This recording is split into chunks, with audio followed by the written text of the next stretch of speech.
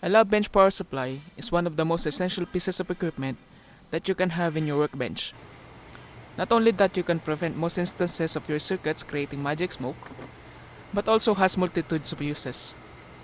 Examples of these are charging up all kinds of batteries safely, even with different chemistries, be it lead acid, lithium polymer, lithium ion, or even for a few cycles to save a buck, alkalines. Injecting voltage in a circuit for troubleshooting purposes, or powering up your equipment. In my case, this function generator and my soldering iron. So in this video, we'll discuss on how I made my own, what specs you should look for in a power supply, and avoid some pitfalls when actually using them. First off, let's discuss what we need from our power supply project. We have three main characteristics that we want from our power supply. Typically, if you just want to test your circuits, 15 volts and 1 amp is more than enough for most use cases. Number 2 is constant current and constant voltage control. This feature will save many circuits that you make. Unless you want something like this to happen when you test your circuits, and both voltage and current values should go down to 0.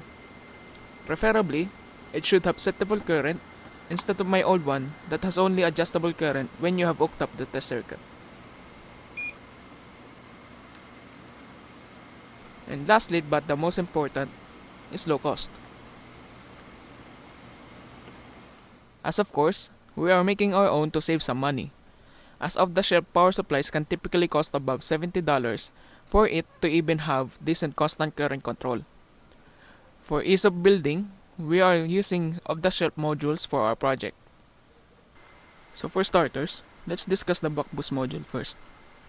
As the model D3806 implies, it is capable of a maximum of 38 volts and 6 amps. Of course, this will be dependent on the power supply that you will pair it with. I chose this particular module as it can go down to 0 volts and 0 ampere. It also has programmable presets and can also show power and capacity at the same time. This is especially useful for charging batteries, as you can also check what their capacities are after charging. But after googling its operation manual, I later stumbled upon this blog post by Steve on this website, which he basically took notes on everything that can be documented about the 3806 that I am going to use.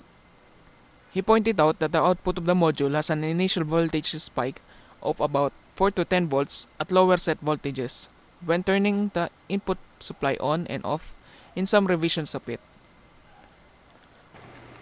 After verifying that it does happen with my particular module and deciding that I can live with it, I have continued with the project by just adding a load switch to the output of the power supply. The module basically needed a soft starter connected to the input of it, but a load switch is more economical and an easier solution.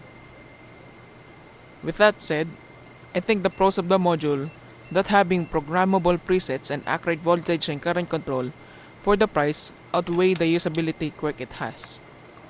We just have to be careful when hooking up low voltage logic circuits, or else we might fry what we are working on.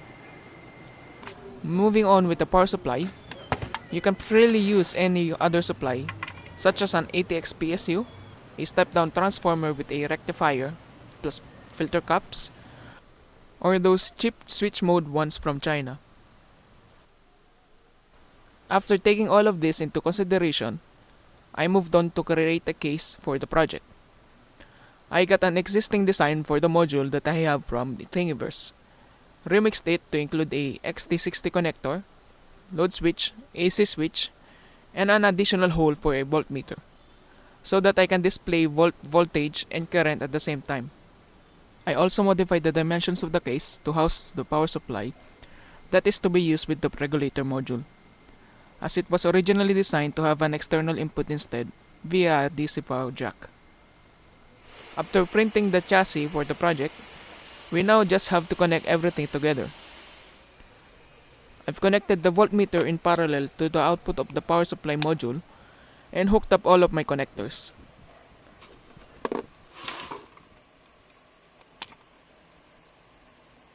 Don't forget to connect the ground point of the power supply that you are using to all metal points that your chassis may have if you will go with a metallic enclosure. In my case, I just have to hook up the ground point of my power supply to the ground pin of my power cord connector, as my enclosure is made of plastic. And after all that, our power supply project is now done. The overall cost of materials for the project is approximately around $20 plus the cost of the enclosure if you can source the power supply that you are going to use. I have used this project for the past year now without any hiccups nor problems while bearing in mind its quirk. I hope you liked this video and subscribe for more projects in the future. Please leave a comment if there is any question that you may have about the project. And as always, have a good day.